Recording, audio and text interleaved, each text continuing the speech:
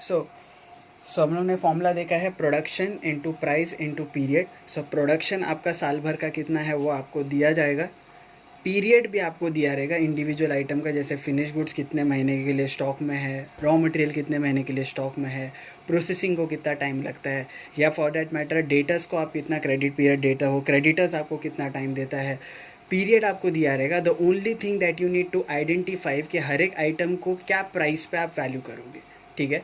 सो वही मैंने अभी जो लिस्ट डिस्कस किया था, जैसे रॉ मटेरियल होता है किसके बेसिस पे, डायरेक्ट मटेरियल। WIP का एक स्पेसिफाइड फॉर्मूला है, direct material plus direct labour and overheads का half, finish goods total cost पे, डेटा सेलिंग प्राइस पे। सो ये जो लिस्ट मैं डिस्कस किया है वो आपको अच्छे से याद रखना होगा। सो पूरे वर्किंग कैपिटल में सबसे इम्पॉर्टेंट है ये जो लिस्ट जो मैंने यहाँ पे बना के दिया है, इसको आप कॉपी कर लो या स्नैपशॉट मार के रख लो, whatever the way you prefer it, okay. Alright, now moving ahead with the next concept that is maximum permissible bank finance.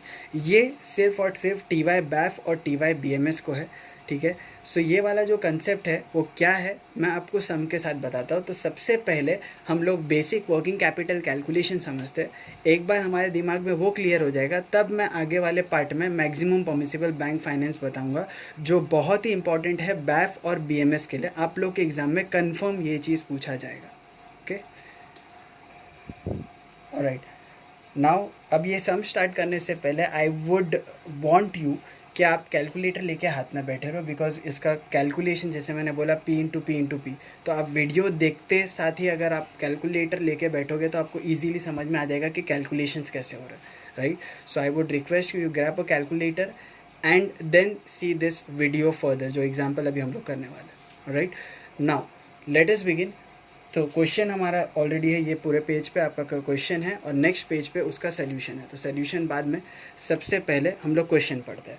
So question में लिखा है you are required to prepare a statement showing the estimate of working capital required to finance the level of activity of 18,000 units per year. So what is this 18,000? This 18,000 is our first P, जो मैंने बोला था आपको कि question में दिया जाएगा। तो ये है मेरे पूरे साल भर का प्रोडक्शन रिक्वायरमेंट जो मैं प्रोड्यूस करके बेचने वाला हूँ। From the following information obtain from the books of Pranav limited.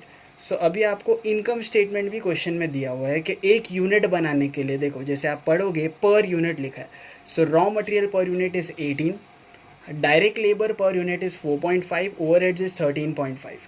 सो एक यूनिट ऑफ फिनिश गुड्स बनाने के लिए, जैसे पूरे साल भर में 18,000 बनाने वाला हूँ, बट एक यूनिट ऑफ फिनिश गुड्स बनाने के लिए 18 रुपये का रॉ मटेरियल लगता है, डायरेक्ट लेबर लगता है 4.5, ओवरहेड्स लगता है 13.5। तो टोटल कॉस्ट मेरा 36 जाता है। उसमें मैं 9 रुपये का मेरा प्रॉफिट लगाता हूँ और आगे जाके उसको बेचता कितने में हूँ, 45 पर unit. So this is the income statement that has been given to you. आगे इन्फॉर्मेशन में आपको दिया हुआ है अपने करंट एसेट्स और करंट लाइबिलिटीज़ के इंडिविजुअल आइटम्स के बारे में। ये जो भी आप देखोगे दिस इज़ योर प्राइस जो आपको आइडेंटिफाई करना है। चलो, raw materials are in stock on an average for 2 months. तो ये आपको दिया हुआ है पीरियड का information, the third P that we were talking about. So production into price into period. So price के लिए आपको ये टेबल यूज़ करना है, प्रोडक्शन तो सबके लिए एक ही रहेगा 18,000, और पीरियड के लिए आपको इंडिविजुअल आइटम्स का इन्फॉर्मेशन दिया हुआ है।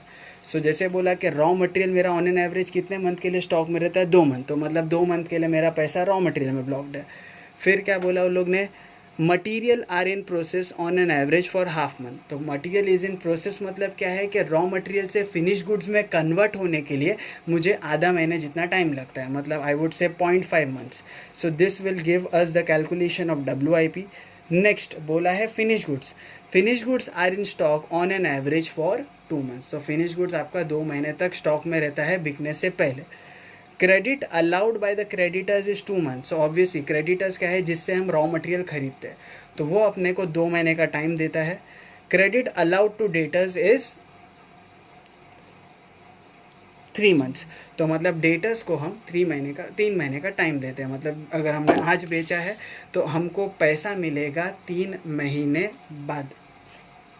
ऑलराइट, नाउ नेक्स्ट बोला है lag in the payment of wages is half month. Lag का मतलब होता है डीले, कि वेजेस को आप कितना टाइम डिले करके पे करते हो। तो मैं वेजेस को कितना टाइम डिले करता हूँ, हाफ मंथ। तो अगर उन लोग ने काम अभी कंप्लीट किया है तो मैं लोग को आधा महीना लेट करके पैसा दूंगा, तो वो मेरा आउटस्टैंडिंग एक्सपेंडिचर हो गया। Cash in hand and bank is expected to be 10,500। तो जैसे मैंने मेरे थियरी पार्ट में डिस्कस किया था कि आपको कैश एंड बैंक का बैलेंस ऑलरेडी दिया रहेगा।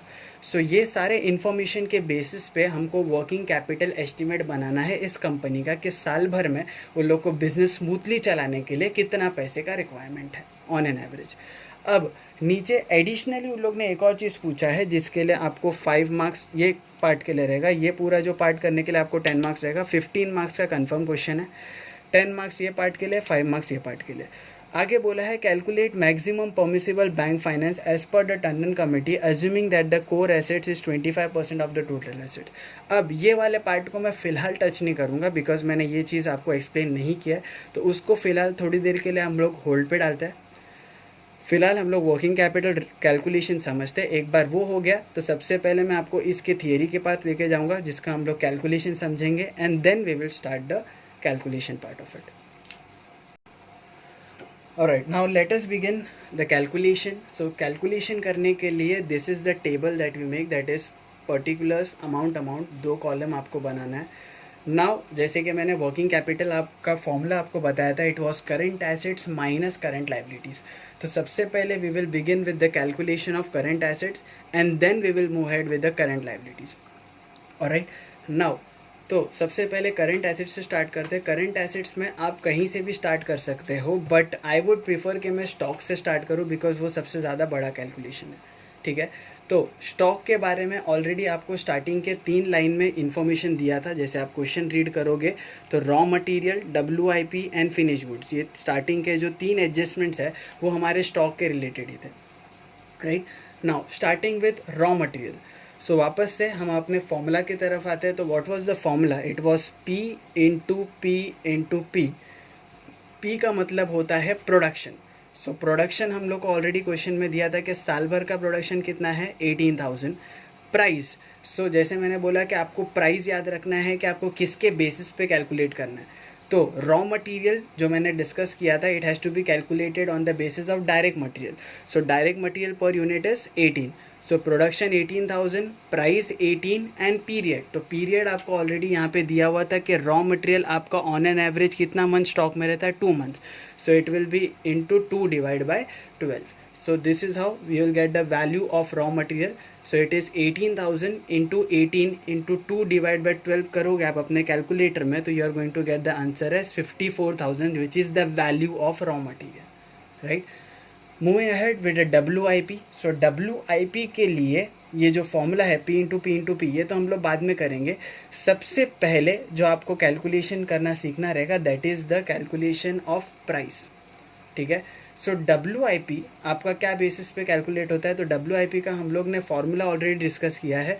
It is what? It is direct material plus direct labour and overheads का हाफ। तो सबसे पहले आपको WIP का वर्किंग नोट में प्राइस निकालना पड़ेगा। Right, so how we are going to calculate the price? Using this formula, direct material plus direct labour and overheads का हाफ। तो आपको क्वेश्चन में ऑलरेडी दिया हुआ है what is your direct labour. Direct labour is 4.5 and your overheads is 3.5। तो 4.5 plus 13.5 आप add करोगे, उसका हाफ करके उसमें 18 ऐड करोगे, तो you are going to get your price for WIP।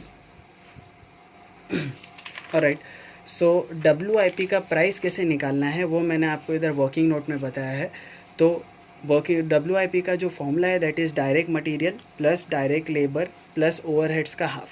So direct material was 18, direct labour is 4.5 and overheads is 13.5। तो सबसे पहले हम लोग ब्रैकेट सॉल्व करेंगे। तो 4.5 प्लस 13.5 होता है 18, 18 डिवाइड बाई 2 होता है 9। जब 9 प्लस 18 करेंगे तो we are going to get the price of our WIP that is 27। मतलब WIP को आपको 27 पे वैल्यू करना है। ओके, सो ये जो 27 आपको यहाँ पे नज़र आ रहा है वो ऐसे तरीके से कैलकुलेट किया गया है। This is the working note of it. Right, now so वापस से WIP का आपको पीरियड ऑलरेडी दिया हुआ। तो so coming back to our formula that is P into P। तो प्रोडक्शन अपना 18,000 है, material will be in the process for half month, तो ऑलरेडी दिया हुआ है 0.5 एंड प्राइस हम लोग ने जस्ट कैलकुलेट किया है, तो it is production into price into period which will give us the value of WIP that is 20,250. Then the third type of stock that is finish goods. So क्या बोला है, finish goods are in stock for on an average for 2 months. तो वापस से P into P into P. So लोग ने क्या बोला है, finish goods on an average आपका 2 महीना स्टॉक में रहता है. तो प्रोडक्शन 8,000 है, 18,000 है, प्राइस 36 है. तो मैंने बोला था कि फिनिश गुड जो है वो आपका टोटल कॉस्ट के बेसिस पे वैल्यू होता है. तो अगेन मैंने बोला था the very important part is your price list. आप जाके प्राइस लिस्ट देखोगे तो मैंने बताया था कि फिनिश गुड्स आपका टोटल कॉस्ट के बेसिस पे वैल्यू होता है. तो इधर जब आप क्वेश्चन देखोगे तो लिखा है कि the total cost is 36. So production into price into period, so 18,000 into 36 and finish goods 2 महीने जितना स्टॉक में है तो into 2 divide by 12 will give you the value of finish goods. अब जब मैं ये तीनों का टोटल करूँगा तो I am going to get the value of my total stock that is 1,82,250. Okay, now moving ahead with the next part that is debtors. So debtors के लिए वापस से मैंने बोला था फॉर्मूला आपका वही है, production into price into period. तो production is 18,000, price is 45. Why 45? तो मैंने बोला था कि डेटर्स आपका सेलिंग प्राइस के बेसिस पे कैलकुलेट होता है.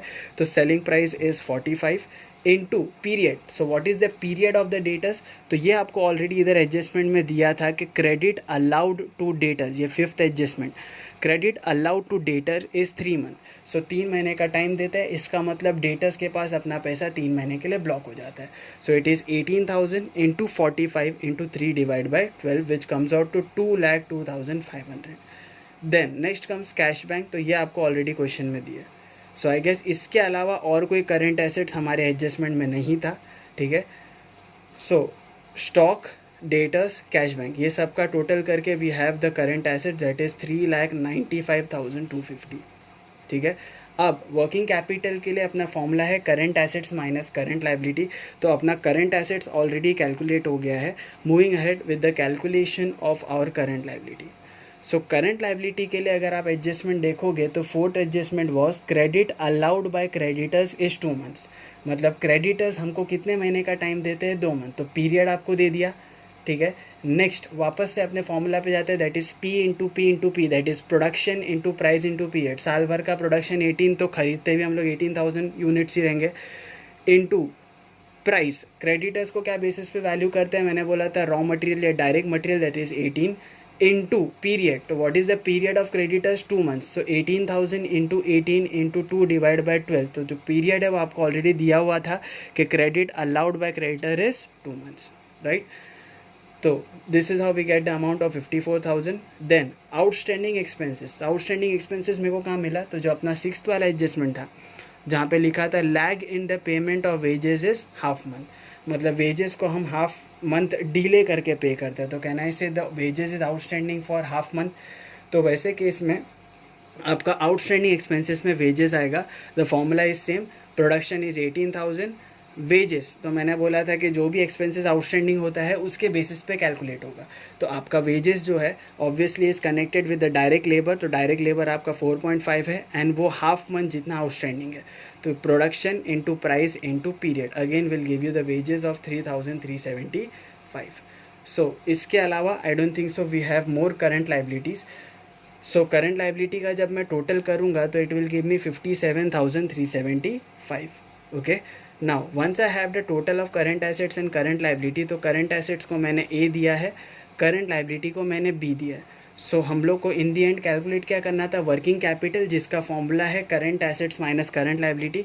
इसीलिए एंड में मैंने किया है A minus B which gave us the working capital requirement as 3,37,875. सो ये जो बिज़नेस है इस बिज़नेस को अपना स्मूथली चलाने के लिए, मतलब पूरे साल भर मेरे पास मेरा बिज़नेस स्मूथली चलना चाहिए, बिज़नेस साइकिल चलते रहना चाहिए, उसके लिए मुझे ऑन एन एवरेज लगेगा 3,37,875.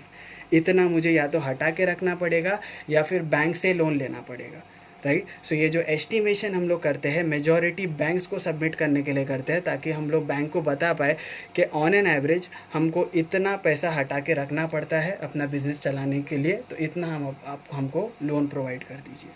ऑलराइट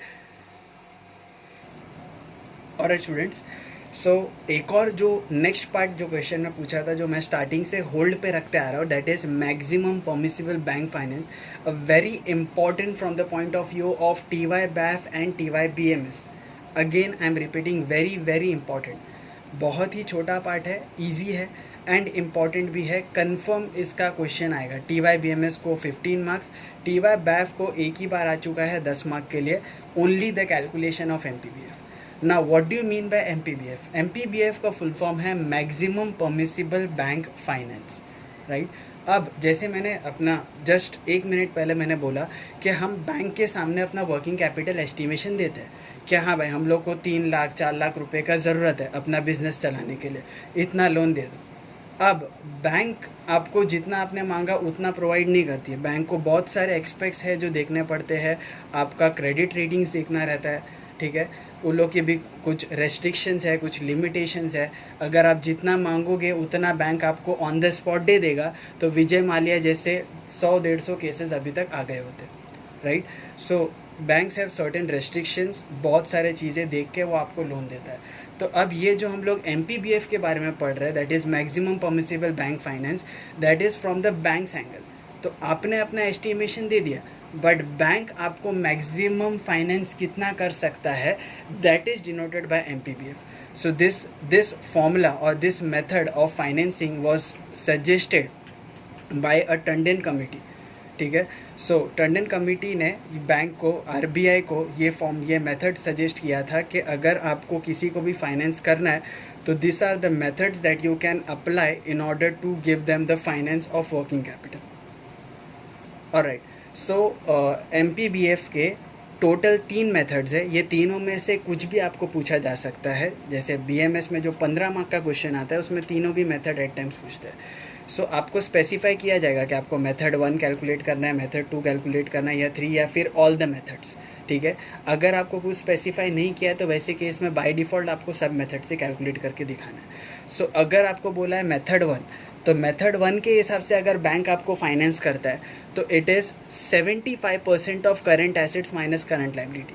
तो करंट एसेट्स करंट लायबिलिटी, जैसे अभी यहाँ पे आपको ब्रैकेट ध्यान से समझना है। तो current assets minus current liability करने के बाद जो मेरा वैल्यू आता है उसका सिर्फ और सिर्फ 75% ही मुझे बैंक प्रोवाइड करेगा। बाकी 25% मुझे किसी और सोर्स से अरेंज करना पड़ेगा, मे बी थ्रू इक्विटी और माई ओन फंड्स। मतलब इतना, बाकी 25% बैंक बोलता है कि आप अपनी तरफ से डालो, ठीक है। सो बैंक का मानना ये है कि भाई जितना भी आप वर्किंग कैपिटल एस्टिमेशन बताओगे उसका सिर्फ 75% ही हम आपको देंगे, बाकी 25% आपको अपने तरफ से अरेंज करना है। Bank is not responsible for the entire amount of your working capital requirement. So this is by method 1। अगर मेथड 1 के थ्रू बैंक अगर आपको फाइनेंस कर रहा है तो आपको current assets minus current liability का सिर्फ और सिर्फ 75% ही देगा। Next, if the bank is going by method 2, तो मेथड 2 का हमारा फॉर्मूला है 75% ऑफ current assets minus current liability. अब ये फॉर्मूला और ये फॉर्मूला में फ़र्क है। मैंने बोला था आपको ब्रैकेट पे अच्छे से ध्यान देना है। तो यहाँ पे है 75% ऑफ करंट एसेट्स। तो सबसे पहले करंट एसेट्स का 75% निकाला जाएगा, फिर उसमें से करंट लायबिलिटी माइनस किया जाएगा, तब जाके आपको मिलेगा the amount that they are going to sanction you as a loan, ठीक है। सो यहाँ पे ये दोनों में अगर आपको ध्यान से फ़र्क समझना है तो यहाँ पे है 75% ऑफ current assets minus current liability. मतलब पहले current assets minus current liability करेंगे, फिर उसका 75% निकालेंगे। However if they are going by method 2, तो पहले करंट एसेट्स का 75% निकालेंगे, फिर पूरे में से करंट लायबिलिटी माइनस करेंगे। Right, now moving ahead with the third part, the third formula and the most important one. तो थर्ड वाला जो मेथड है वो बोलता है 75% ऑफ current assets minus core assets minus current liability. अब यहाँ पे आपको ध्यान से समझना है, वापस से ये ब्रैकेट्स पे आपको फोकस करना है। तो ये बोलता है कि सबसे पहले आपको inner most that is current assets में से कोर एसेट्स माइनस करना है। Now what do you mean by core assets? Core assets का मतलब ये होता है कि आपके बिजनेस में सबसे इम्पॉर्टेंट करंट एसेट्स कौन सा है। जैसे अगर मेरा मैन्युफैक्चरिंग का बिजनेस है तो मेरे लिए इम्पॉर्टेंट सबसे एसेट्स हो गया स्टॉक, ठीक है। या फॉर दैट मैटर अगर मान लो मेरा एजुकेशन का बिजनेस है तो सबसे मेरा most important part of my current asset is cash, जिसके बिना मेरा बिजनेस नहीं चल सकता। और राइट, सो यहाँ पे कोर एसेट्स जो है वो काफ़ी सब्जेक्टिव है, वो बिज़नेस टू बिज़नेस डिफ़र करता है, इसलिए आपको कोर एसेट्स कैलकुलेट करना एक्सपेक्ट नहीं किया जाता, आपको कोर एसेट्स क्वेश्चन में दिया ही होगा, ठीक है। सो ये जो कोर एसेट्स है that will be given to you in the question, तो उसका आप टेंशन मत लीजिए। ऑलराइट, सो आपको कोर एसेट्स क्वेश्चन में दिया रहेगा, और आपको अगर मेथड 3 पूछा है तो current assets minus core assets करूँगा, तो यहाँ पे सबसे पहले current assets minus core assets करके जो मेरा वैल्यू आएगा उसका 75% निकालूंगा, एंड फिर उसमें से करंट लायबिलिटी माइनस करूँगा। अब इसको थोड़ा सा हम लोग एग्जाम्पल के थ्रू समझते हैं। जैसे फॉर एग्जाम्पल मैं बोलता हूँ कि मेरा करंट एसेट्स है 4 लाख, करंट लायबिलिटी है मेरा 1 लाख, कोर एसेट्स उन लोग ने बोला 50,000। सो अब अगर मान लो कि मैं मेथड 3 के हिसाब से फाइनेंसिंग कैलकुलेट कर रहा हूँ, तो सबसे पहले क्या लिखा है, current assets minus core assets. So current assets is 4 lakh, core asset is 50,000, तो 4 लाख में से पहले 50,000 माइनस करूँगा, ठीक है, दैट विल गिव मी 3,50,000। ये 3,50,000 का मैं 75% निकालूंगा। ऑलराइट, सो सबसे पहले करंट एसेट्स, तो करंट एसेट्स मेरे एग्जांपल में जैसे था 4 लाख, कोर एसेट्स बोला है 50,000, so current assets 4 lakh minus 50,000 comes out to 3,50,000।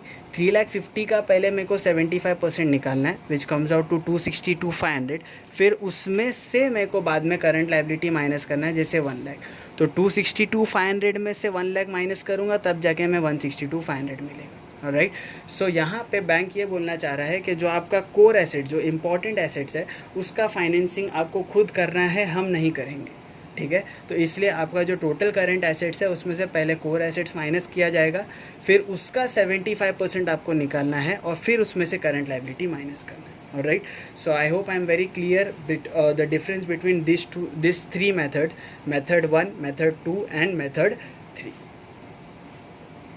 Alright, so आते हैं हमारे क्वेश्चन पे, जहाँ पे आपको एंड में पूछा गया था कि calculate the maximum permissible bank finance as per the Tandon community assuming that the core assets is 25% of total assets. Now अब यहाँ पे अगर आप क्वेश्चन पे ध्यान दोगे तो आपको मेथड स्पेसिफाई नहीं किया, तो मैंने बोला था कि अगर आपको मेथड स्पेसिफाई नहीं किया है तो आपको बाय डिफ़ॉल्ट तीनों मेथड से कैलकुलेट करके दिखाना है। ऑलराइट, सो अभी हम लोग अपना MPBF कैलकुलेट करेंगे तीनों मेथड से। तो सबसे पहला वाला मेथड जिसका फॉर्मूला है 75% ऑफ current assets minus current liability. अब हम लोग ने ऑलरेडी यहाँ पे करंट एसेट्स कैलकुलेट किया था 3,95,250, करंट लायबिलिटी वॉज 57,375। तो सबसे पहले मैं ब्रैकेट माइनस करूँगा, तो 3,95,250 माइनस 57,375, that is nothing but our working capital, जो ऑलरेडी हम लोग ने ऊपर कैलकुलेट करके रखा है। सो 3,37,875 का 75% निकालूंगा, तो it will give me the MPBF, that is the permissible bank finance as per method 1, that is 2,53,406.25। तो वैसा आपका आंसर पॉइंट में आएगा, तो आपको 2 डिजिट तक राउंड ऑफ कर देना है। Okay, now moving ahead with the second method. तो सेकेंड मेथड के हिसाब से अपना फॉर्मूला है 75% of current assets minus current liability. तो जैसे कि मैंने बोला था, सेकेंड मेथड में फ़र्क ये है कि सबसे पहले हम लोग करंट एसेट्स का 75% निकालते हैं। तो हमारा करंट एसेट्स क्या था, 3,95,250, तो 3,95,250 का 75% निकालेंगे, और फिर उसमें से हम करंट लायबिलिटी माइनस करेंगे। तो करंट लायबिलिटी बाद में माइनस होगा, पहले हमको ये ब्रैकेट सॉल्व करना पड़ेगा। तो पहले आप 3,95,250 का 75% निकालोगे, फिर उसमें से current liability that is nothing but 57,375 minus करोगे, तो you are going to get the answer as 2,39,062.5।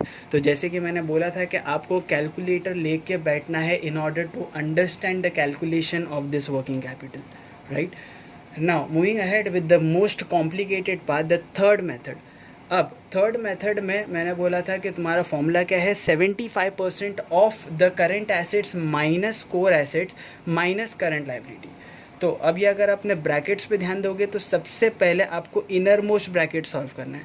सबसे पहले आपको करंट एसेट्स में से कोर एसेट्स माइनस करना है। अब मैंने आपको बताया था कि कोर एसेट्स आपको ऑलरेडी क्वेश्चन में दिया जाएगा, तो कोर एसेट्स आपको यहाँ पे कोर एसेट्स का अमाउंट तो नहीं दिया है। मेजॉरिटी ऑफ द टाइम जो अगर एग्ज़ाम का क्वेश्चन आप देखोगे तो अमाउंट दिया रहता है, बट यहाँ पे आपको हिंट दिया है कि कोर एसेट्स है क्या।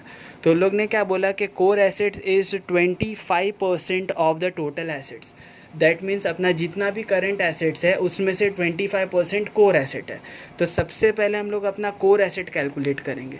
तो ये यहाँ पे जो आपको दिख रहा है 3,95,250, ये अपना टोटल करंट एसेट्स है। इसका 25% मैं निकालूंगा तो that will give me 98,812.5। This is my core assets. तो सबसे पहले करंट एसेट जो मेरा 3,95,250 है उसमें से कोर एसेट्स माइनस करूंगा, जो मेरे को ये फॉर्मूला से आया। ये 25% उन लोग ने ऑलरेडी यहाँ पे दिया हुआ है।